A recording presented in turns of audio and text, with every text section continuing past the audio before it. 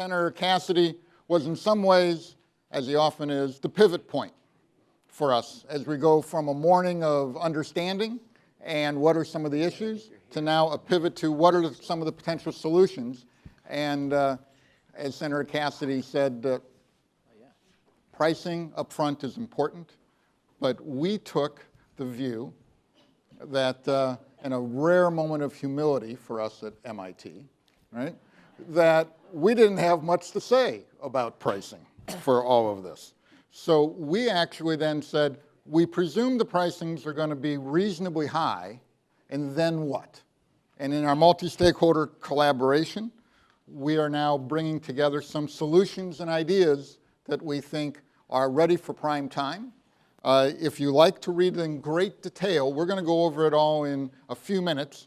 We have a whole book for you in the back full of a compendium of a number of our research briefs and some of our key white papers through all this. But our method was driven by case studies.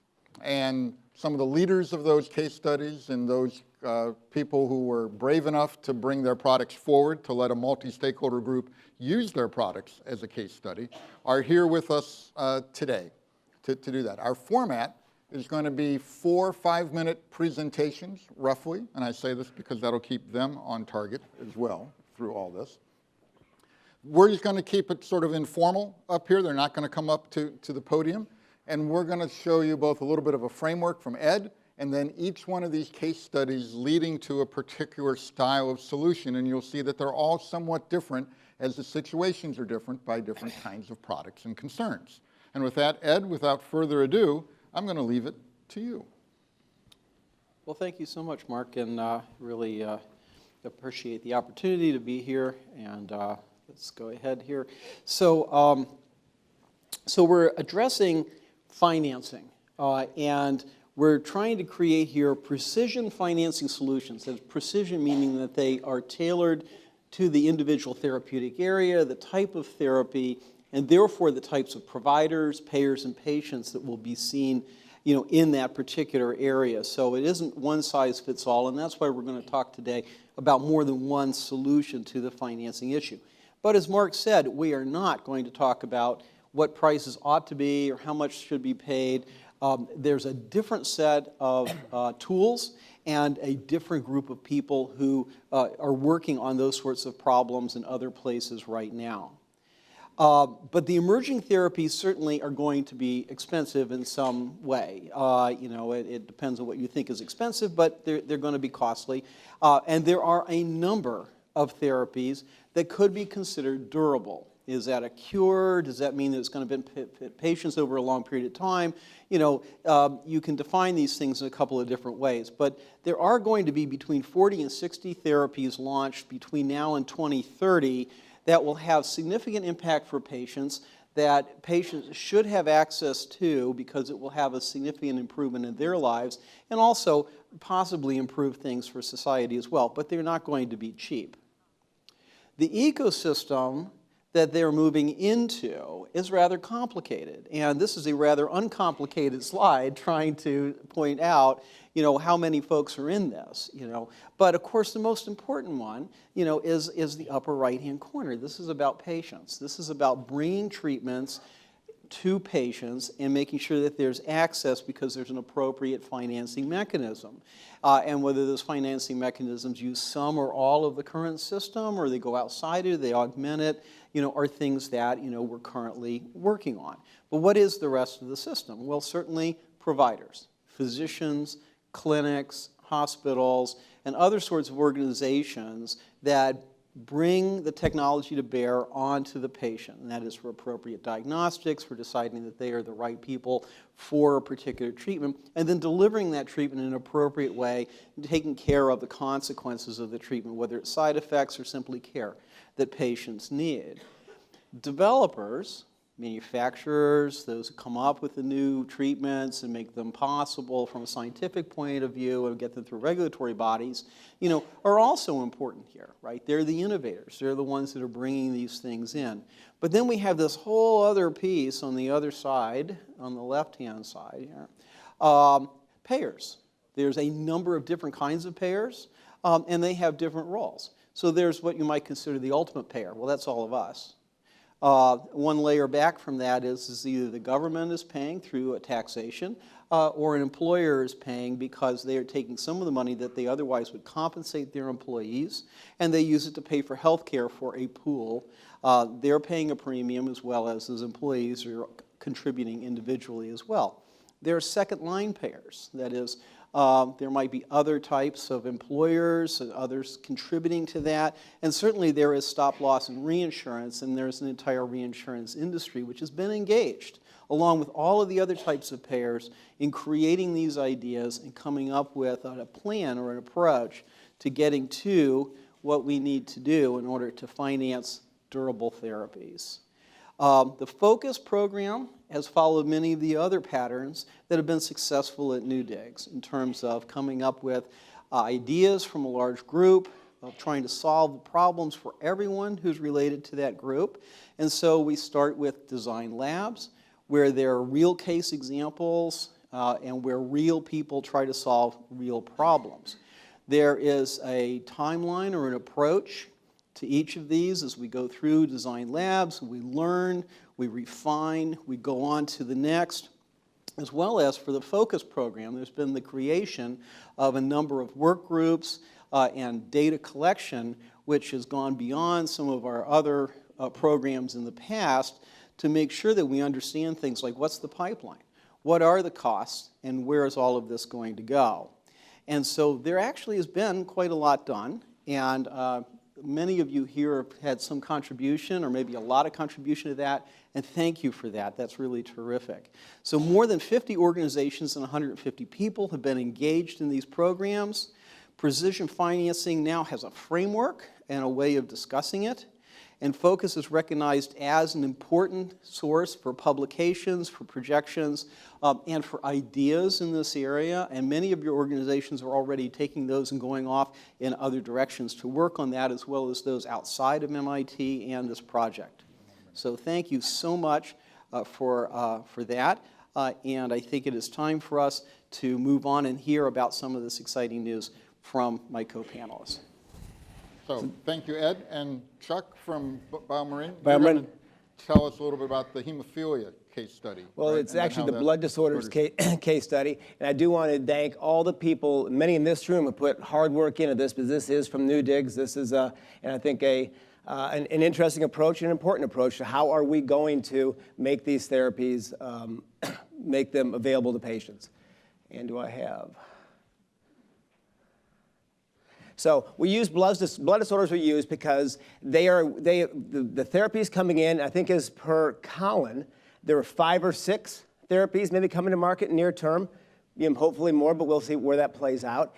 And all these therapies are one-time administration with potentially durable effect. And I think the key is potentially durable effect and treatment effect. I was in a meeting with Ed earlier, and the term I think the payers used when discussing with us at BioMarin was one in hope. But that's absolutely fair. The other reason why blood disorders were a nice choice for this case study is that they do bring significant morbidity. The patients have significant morbidity. You can measure outcomes. They are too rare to use population-based models to set performance-based contracts, but common enough to have a significant impact on the system. This is, and I think the bottom you can see what the construct performance-based annuity is. Anybody who was at J.P. Morgan would have heard Bluebird give a very nice description. Nick, the CEO of Bluebird, of what a performance-based annuity may look like. Basically, you have a performance contract, an upfront payment that is tied to the treatment, and then up to 5 annual payments that are based on pre-agreed therapeutic outcomes. Now, some of the advantages of this are, one is payment timing. It does address the mismatch of a high cost, upfront cost therapy with an effect that may last over multiple years. There's also performance uncertainty, and this is very real. Of those 5 or 6 plus therapies that will be introduced in blood disorders, but beyond blood disorders, any of the gene therapies, and certainly CAR-Ts may fall into this, is that they will, when they're introduced to the marketplace, they're not going to have robust durability data. it'll be, that data will come in time, but you'll not have it initially. So hence you have to have risk sharing. This has the risk sharing element of that. And finally, there is actually uncertainty. It does, those multiple payments do somewhat smooth for small or intermediate plans, if you get a bolus of these patients. One thing we all realize is it is not a one-size-fits-all. There are going to be segments of our payers, Medicaid comes to mind, as was presented earlier, the self-insured employers. Those are segments where this probably doesn't fit very well.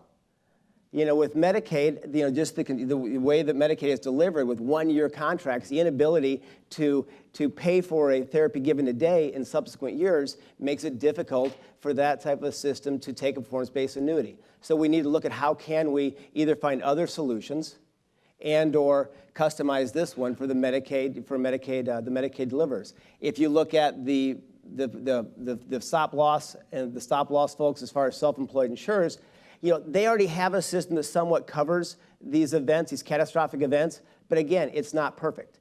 And it's one we have to look at. There's probably a finance alternative that may address this segment better than the annuity.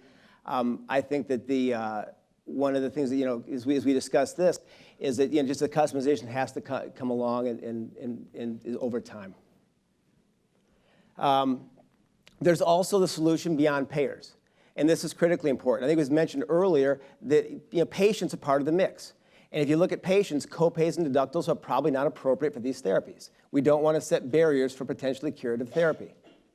And then there's also providers. Now, especially in the outpatient setting, providers that live in potentially a buy and bill world, how do we make them whole? And I think it's critically important that in this type, we're using an annuity, that we make sure that the providers are being reimbursed at a fair and adequate rate for what happens before the therapy is delivered, upon delivery of the therapy, and maybe most importantly, to take care of that patient after the therapy has been delivered, because again, the durability is uncertain, and you have to follow these patients. So this is not just a manufacturer payer paradigm. It is also the providers and the patients. And finally, some of the key challenges and solutions, and these are ones we talked about in previous panels. Patient mobility. At BioMarin, we deal with rare diseases, and by our experience and our research would suggest that patients with these rare diseases, including these blood disorders, are stickier. But I know that's a little solace to the folks in the payer world in this room. So it is an issue we have to deal with, and not an easy one. We're looking forward to the Massachusetts, the pooling model, see if that may be one solution for it. Performance data collection. Wouldn't it be great if we all had access to a data collection like bone marrow transplantation does? We probably won't. There may be a role here for industry to sponsor with independent organizations to establish robust, independent longitudinal registries to measure outcomes. Peter Saltonstall's here at NORD, and they have a fairly robust registries capability. Maybe one option for that kind of partnership. Then the legal regulatory, this is I think the horse we kick every time, and it's probably fairly passed away. But we do need Medicaid price reporting. We need anti-kickback relief. And finally, from a manufacturer standpoint, if these outcomes that we want to measure outside of our package insert, we need to have some sort of safe harbor to do that. Great. Thank you very much, Chuck. Aren't they doing a great job sticking to their 5 minutes, going through complicated stuff? They almost deserve applause already. And not that there's any pressure on you, Krishna. But next, talking about the CAR-T case studies. So from the blood disorders, sort of AAV, often outpatient sort of setting, to now something very much that's an inpatient kind of approach. Krishna. Great. So thank you, Mark. And I'm going to struggle a little bit because I'm going to be looking at my slides sideways here. But our group really had an opportunity to look at the existing therapies, Kymriah and Yescarta, and I think the emerging market for CAR T cells. And many of us have been working in the hematopoietic stem cell transplant world, and I think we've heard a lot of parallels. So when we think about milestone-based payments or rebates, which could be a financing solution to approach the CAR T cell world and other cell and gene therapies, we relied a lot on where we have been and the progress that we've made in the setting of hematopoietic stem cell therapies. So I want to first really discuss the fact that we need to now talk about the patient journey. So when a patient presents with acute lymphoid leukemia or non-Hodgkin's lymphoma, they have typically, at this point, because we're dealing with refractory and relapse disease, have had multiple therapies at the point that they enter the system. They undergo an apheresis, means that they get their cells collected, and those cells are shipped off to a manufacturer who now makes a product that is, typically transduced with a gene therapy vector and expanded outside the body. During that time, the patient may need bridging therapy, meaning therapy to keep their disease in control. And the reality is some patients will progress and die and may never receive the product. The patient will typically have the cells, again, collected as an outpatient. Then they'll come back, sometimes in the hospital, sometimes as an outpatient, and get what we call lymphodepleting chemotherapy, which prepares them for that infusion, and then they receive the infusion. On the bottom of this slide, so you see this pretreatment period, which I just described, and then there's an inpatient stay. And that inpatient stay can be minimal. It might be 5 to 7 days. It might be 2 weeks. And for some of these products, certainly a subset of patients who have received Kymriah, it may be completely outpatient. And that can be very complicated. There actually are not insignificant mortality rates on the order of a few percent. But typically when that episode resolves after 2 to 4 weeks, the patient is well and can go back out into an environment where they're managed often by a primary oncologist. Now, we have to think about, when we're looking at milestone-based payments, when do we judge success? And if you look at the Yescarta study, for example, and I was part of the Zuma-1 trial that led to the approval of Yescarta, we now see that almost all the relapses appear to have happened by year 2, which mirrors what we know about non-Hodgkin's lymphoma. About 40% of patients appear to have long-term disease-free, relapse-free survival at 2 years.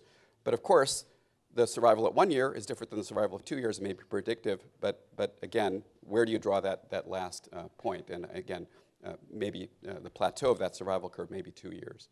So what are the lessons from hematopoietic transplantation? Well, hematopoietic transplantation was considered a very expensive therapy on the order of several hundred thousands of dollars. And you can imagine a situation where transplant clinicians are incentivized basically to rack up costs on a fee-for-service basis, really without being tethered to outcomes, right? So since payment is if payments were outcome independent and patients could choose a center in a free market setting, and each payer really had to assess centers without facilitation of that data collection effort, it would be chaos. Fortunately, that's not what we have. Most hematopoietic stem cell transplant care is provided at centers of excellence, which is defined by payers based on quality metrics. Most payers pay the primary hospitalization on a capitated basis. So we have skin in the game, and if we keep the patient in the hospital for 40 days rather than 20 days, we should appropriately have less of a margin. And then there is Center of Excellence inclusion and assessment, which is facilitated by a number of things. First, the American Society for Blood and Marrow Transplantation and the International Society for Cellular Therapy established FACT, which establishes regulatory standards that really kept the FDA out of cell therapy and really led quality definitions for Center of Excellence centers. In addition, the C.W. Bill Young Act by Congress forced transplant centers managed by HRSA and through existing mechanisms to transparently report outcomes that are risk-adjusted and disease-specific.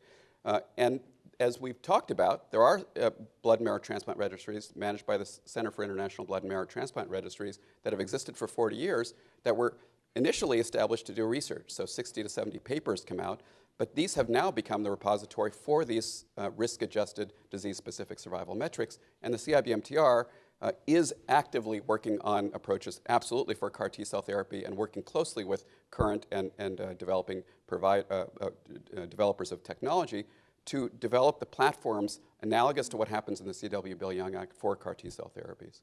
So there are parallels. So in hematopoietic transplant on the top, there's a pre-transplant phase where typically we're paid for what we do. If we do an echocardiogram, we'll get paid for the echocardiogram. But then that middle portion is capitated. And then there isn't a milestone-based payment, but the bottom line is if I don't have good risk-adjusted one-year survival, 3 days ago I got a number that said our risk-adjusted one-year survival was 67%, and this is literally true, and it was predicted to be 62%. Well, that's great. I was within the confidence interval, and that was fantastic. If I had been below the confidence interval expected, I would have had chest pain, and I would have been expected possibly to have to explain myself to Pat and Ron Potts and others, and to keep myself in their Center of Excellence networks.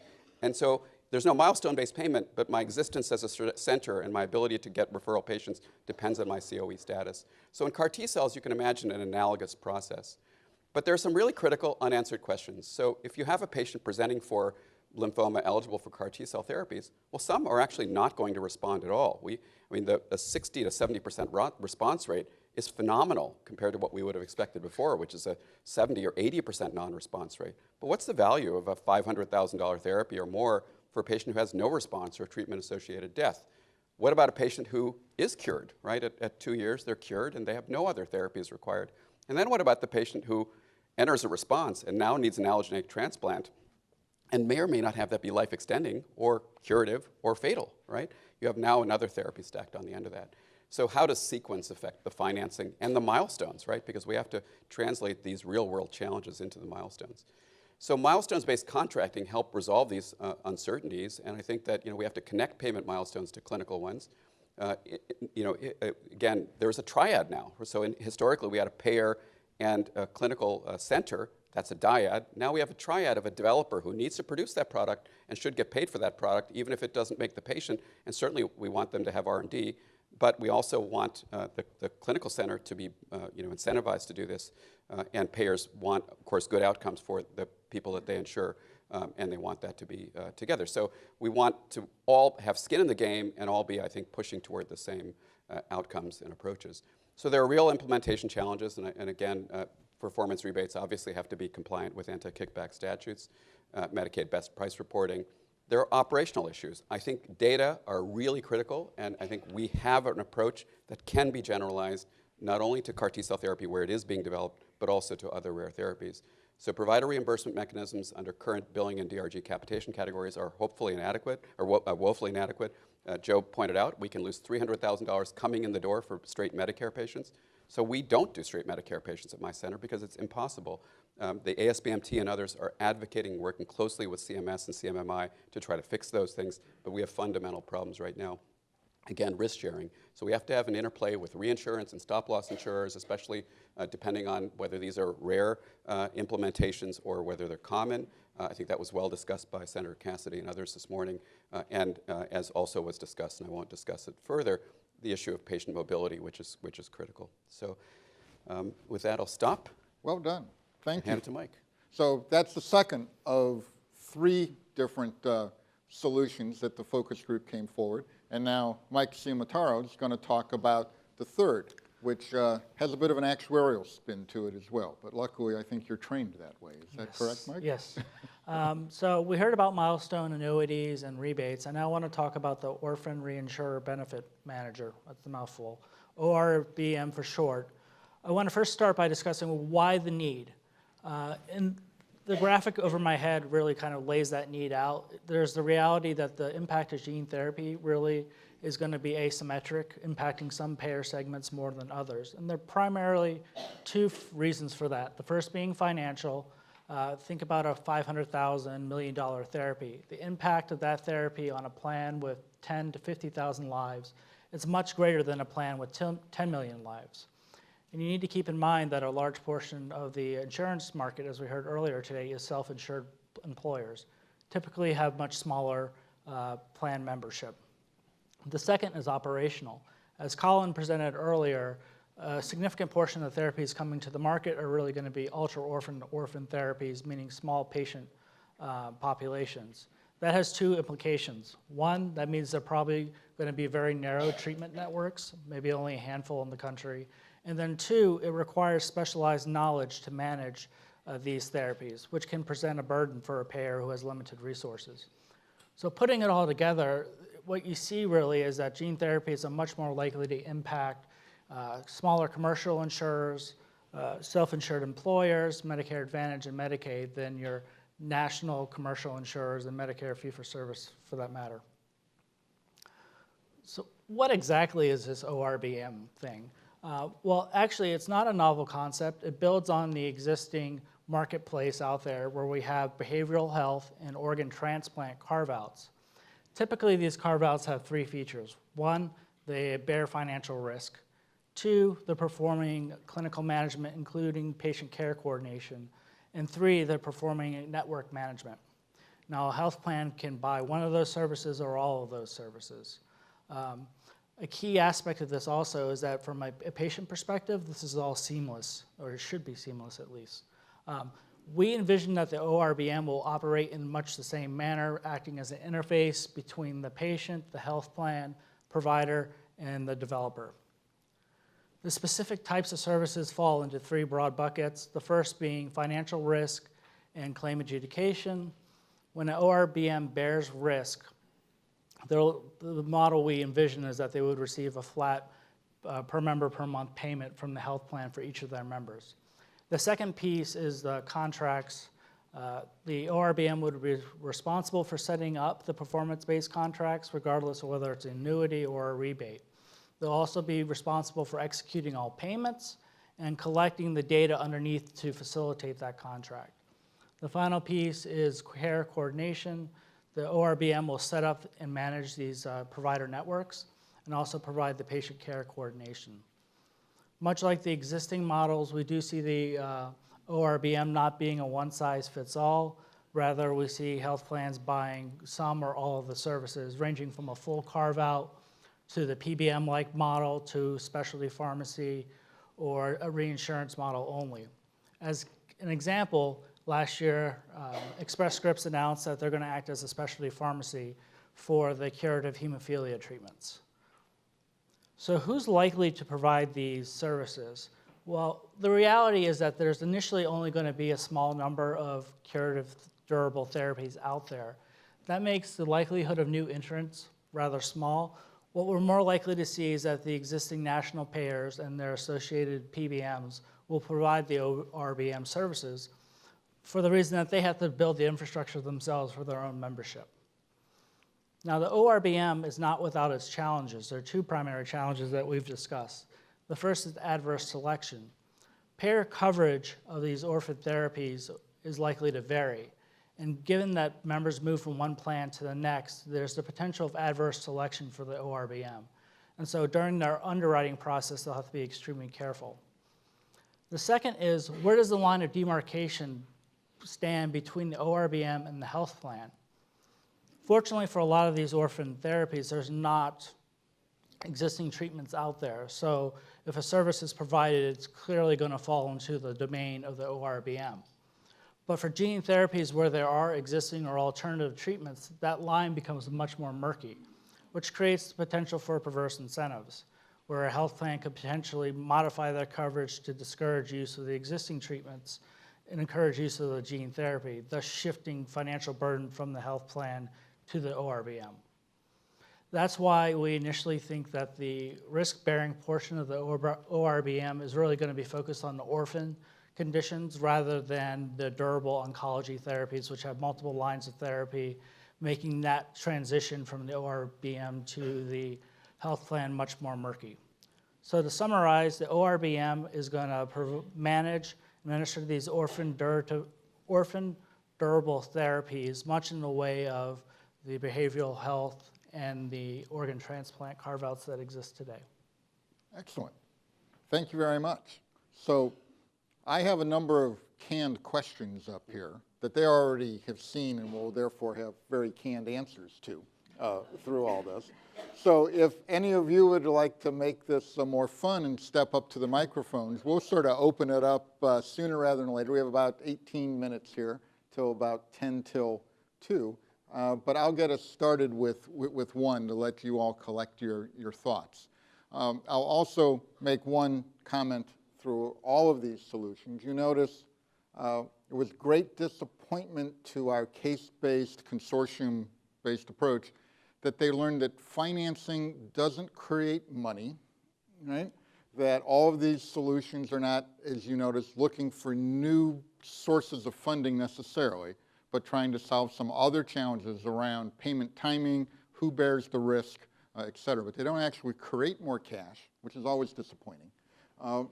And the other thing is they're, in general, not trying to find a better sucker to pay for it either, right? And so you heard Mike in particular talk a great deal about adverse selection and thinking through. So this was not a way just to do cost shifting from one to the other, but really trying to solve some of these financial challenges through that. Now, Krishna, one of the real big issues that got raised this morning and that you hinted at that might have been solved in the transplant area was around data sharing and putting these transparent metrics in place. And your field seems to be uniquely successful, which is sort of sad for all the other fields, right? But how did that come about? You hinted at some of it, but could you maybe unpack that a little bit? Yeah, happy to do it. It actually started out in a filing cabinet at the Medical College of Wisconsin 40 years ago. So transplanters who are doing 3 transplants here, 5 transplants there, decided that they're never going to learn anything about the field unless they send in paper forms, have them stick it into a filing cabinet, remember pre-HIPAA, and we'll figure it out. So we'll have now 50 transplants we can put together. That grew into a research consortium for academic purposes that now publishes 60 to 80 research papers a year, okay? We submit, first of all, voluntarily, before the C.W. Bill Young Act, literally dozens of pages, imagine dramatically more than any case report forms in most clinical research studies, to the registry that was all really part of this collective research effort, okay? And in some cases funded by research grants and consortium proposals, et cetera.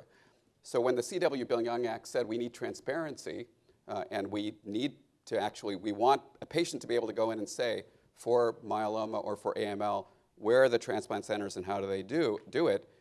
Fortunately, the registry, basically worked, the National Merit Donor Program and the Center for International Blood and Marrow Transplant Research said, let us, since we've already been a repository of these data, let us actually act as the clearinghouse for this. So we have, my program alone, we have 6 physicians, but 4 data managers and a quality manager, right? I say this not disparagingly, because I am a medical oncologist and a hematologist, but none of my colleagues in breast cancer or sarcoma have any idea what their individual outcomes are on a risk-adjusted basis, unless they just happen to submit a research report. I have to know that, and I know that, again, our friends who want to insure their patients on the payer side are going to use those data appropriately, and that the transparency of that drives this. So the CIBMTR started an effort, and again, full disclosure, I've had roles in the CIBMTR also, to basically try to attack this head on a year and a half before there were approved therapies, to create analogous data registries for cell therapies. Now, remember, most of those cell therapies are being delivered in our program, so there was obviously a reason that this happened. But I think that this model makes sense. So payers don't have to reduplicate their effort to collect individual data, though some still do insist on other data. The ASBMT actually created a standard format of request for information that payers can use, so that when they do say, well, what are the center characteristics independent of the data, that they're done in a unified way. So I think that, I would say in a nutshell, the unified processes that are facilitated by both professional societies that don't come externally, but then that are vetted and I think endorsed by payers, whether they be public or private payers, I think can serve as a framework. And I actually think there's absolutely no reason why this couldn't happen across other diseases. The CIBMTR, whether it's the CIBMTR itself or that model, could work for macular degeneration or could work for sickle cell disease, certainly. So we are doing it for cellular immunotherapy, and I think it's a great model. Since I'm a finance guy, Yeah. quick follow-up, and then please come up if someone has some questions, want to unpack one of these issues, please come up to the microphones while I do this. From a finance standpoint, it sounds like this gets sustained because it's embedded in your capitated rate, and if you complain and say you're not getting funded, they say, fine, you'll no longer be part of our network, and so you can just stop treating Exactly. So patients. federally mandated, and before it was federally mandated, the payers mandated it. They said, I'm not, why would I So it put you in doesn't really require government, perhaps, but it does require concerted payer effort. Yeah, but remember, we would rather be judged by our own performance in ways that we as scientists and academicians say that's it, right? I always say this, that I have no problem with my kids getting graded, but it's, I have an issue sometimes when it seems like the teacher doesn't really know how to grade the kid, right? So none of us have a problem with measurements and metrics. And I think since this came from within the community and was clinician-derived and academically based, we all said, great, of course, why, but yet that's not, that when a strong center now has a -1 in performance and drops out of a COE network, all hell does break loose. So then all of a sudden you have the same people saying, wait a minute, the system is broken and it didn't adjust for the way I dealt with Right. this. So, we're not perfect either. Very good. I don't see anyone at the microphones. Is there a question anywhere? Oh, come on up. There you go. So my name is Bill Bedell. I'm with Promedian Consulting. We've been asked a lot of questions about these very topics. So one thing that comes up a lot with payers is when you, particularly for the genetic diseases, they have surrogate endpoints. Oftentimes is what their trials are based around instead of the big ones like survival that you'll see in oncology. So thinking about milestone-based payments, has there been any thought around how you'd make that work for genetic diseases where you're more relying on surrogate endpoints? So there has been. Do any of you want to take a crack at that? Well, Chuck, maybe? Or Chuck, why Ed? don't you go? Who do you want to go? Well, it's an interesting, because we look at like PKU's world we live in, and phenylalanine levels is the marker that we would utilize. And actually, we're filing an IND, it's public, for PKU gene therapy, but that I don't think is going to be enough of a measurement. We need to find a clinical, quality of life, some of the measurements we can actually, approach, especially if you're looking for, contractual-based agreements. And Ed, you want to have a payer perspective on that? Sure. One of the reasons why payments over time has come up is because hopefully we could have enough time that we could go beyond some of the very basic surrogate markers. They're necessary in the clinical trials if we're ever going to get stuff approved and into the world, but that also creates then some of that uncertainty. So the idea is that there would be a movement from some of the surrogate markers that are used in the clinical trial to some things that are more related to actual patient outcomes later. And so that's the idea behind let's make payments over a longer period of time. And so, for example, there might be a series of markers, depending on what disease process you're looking at. Some of the markers are very good. So, for example, in hemophilia, if we have patients that are producing factor, then we know that above a certain factor level, they're no longer a severe hemophilia patient, right? So, so that's great. But what if they're below that? So they didn't make it to that bar. Well, they may still have some improvement in terms of maybe they need less additional factor, or maybe they have fewer bleeds. So it's going to be something you create, at each one of these. But the idea being that if you can measure things longer, you can get closer to the outcomes that matter. Can I make a point, too? I think that one-year risk-adjusted survival may be meaningful in a disease where all the relapses occur by a year, but in many diseases, people relapse for 5 or 10 years. So it's really just a surrogate for what you really want. I think the key is, if you're going to pick a surrogate, that it should be predictive, right? So it might be now in myeloma, where if you really look at median survival, you have to look 5 to 10 years out. You might say, well, what fraction of patients with this therapy achieve some disease-free state, maybe with molecular testing up front, minimal residual disease status. But you want to make sure that those short-term surrogates, that they reflect the other outcome. I think you don't want the system to be gamed by creating short-term performance metrics that are meaningless. I mean, again, I think that looking at 28-day, for example, remissions in ALL was actually a breakthrough, because that's the first step. But nobody would argue that 28-day remissions really matter. If you have a kid, certainly, you want that kid to be, you want to see them grow up and have a graduation and get married, right? You don't really particularly care too much whether they're in remission at 28 days. So I think that's the key. You have to have constant validation, and there has to be scientific interchange about those indirect measures and the things that really matter. And the thing that really matters may not be survival, it might be quality of life and freedom from, intervention. Thank you. Great. Any other questions? So, Mark? Hi, Mark Skinner. I come from the hemophilia community with a particular interest in patient outcomes. So one of the things, and maybe picking a little bit up on what Ed was saying, building from his conversation and Chuck's earlier comment about the need for FDA regulatory change to allow manufacturer, insurer, or payer conversation. What I didn't hear in those comments was the need for regulatory flexibility to allow manufacturers to be talking with patients at a very early stage to make sure the outcomes of importance are actually identified before you get to the point of some type of performance metric around outcomes that are not patient important. So I'm just wondering if you could comment on whether we need to be looking at regulatory flexibility on those stages, and then at what point the patient should be involved in these performance-based metrics. I would agree, Mark, that definitely. For payer standpoint, there is FDAMA 114, so we actually, as a a commercial entity can have, discussions prior to approval with the payer community. But does that also hold water with the patient community? That I'm not sure of, and it's a question that's being answered. But it's also critical importance because at the end of the day, it is the patient community that should be, in part, if not, for the most part, defining what those outcomes should look like, what's meaningful.